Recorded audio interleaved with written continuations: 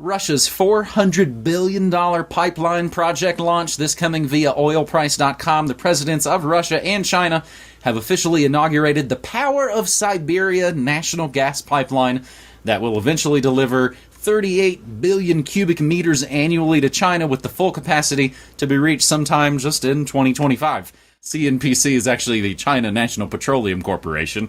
Gazprom and CNPC signed the deal back in 2014 for a period of 30 years, which makes this around worth $400 billion. Construction began that same year. Costs were calculated at $12 billion for the construction works and another $6.7 billion for the development of the fields that the gas will come from. Russia has the largest natural gas reserves in the world, while most favored nation will likely this year become the largest importer of said fuel. For Russia, it'll open up a huge new market to supplement and eventually maybe even overtake its key European market. For China, it'll ensure a steady supply of natural gas amid fast-growing demand and help it to avoid shortages some northern provinces suffered 2 years ago due to a lack of supply. It's almost like the excluded aspect of all of this is that this is the completely 100% perfectly predicted and predictable result of the encirclement of China and Russia and the closing off of various trading relationships and the military pressure. It's almost as if China and Russia have been driven into each other's arms, so that despite the fact that since the Sino-Russian split half a century ago, that things have not always been cozy between Moscow and Beijing, but now they are cozying up because, well, it just makes all sorts of sense. Economic, geopolitical, military sense.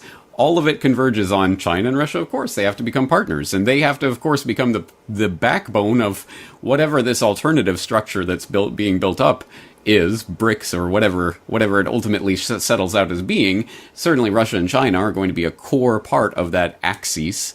And when you think about it, it's almost as if they're constructing a new world order. It's almost as if you can't construct a new world order without destroying the old world order, and it's almost as if the people who have been concertedly working for half a century at the very least to bring about this particular vision of a new world order are doing this deliberately in order to create the other side, the opposition from which they can get their thesis and antithesis for the synthesis to emerge, the dialectic.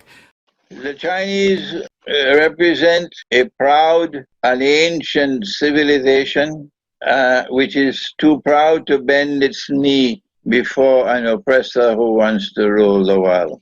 You can do business with the Chinese, yes, but you cannot force them to bend their knee before you. An arrogant, a warmongering United States of America has now seems to be driven to madness by the touch of Satan, taking their stupid attempts to rule the world over Venezuela. But they don't understand.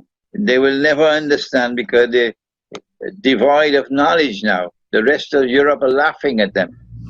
You cannot bring regime change to Venezuela unless you can kill 1 million Venezuelans. When will you understand that? They have lost the capacity to think. The Chinese have not lost the capacity to think. And the Chinese are moving forward with political, military, economic, monetary initiatives which are intelligent and sensible, while from Washington all you're getting is stupidity. China by itself cannot stand up militarily to the West. So obviously, from the time the Soviet Union collapsed and Russia re-emerged with its authentic spiritual heart, the Russian Orthodox Christian faith will never bend its knee. The Orthodox Christian says we prefer the turban of the Sultan to the hat of the cardinal when Constantinople was about to fall. That's what they said. We prefer the turban of the Sultan to the cardinal's hat, meaning we prefer to be slaves of Muslims, but we'll not join with you and give up our Orthodox Christian faith. Mm-hmm. So when China saw that returning to Russia, you can trust this Russia now, that this Russia will not betray you, that this Russia will remain firmly resisting the oppressors of the world. The Chinese recognized that they could trust this Russia Yeah. because this Russia is sincere in its heart. It's Orthodox Christian, it's not the Soviet Union. And so, one of the amazing phenomena of modern contemporary international relations is the establishment of this amazing alliance between China and Russia.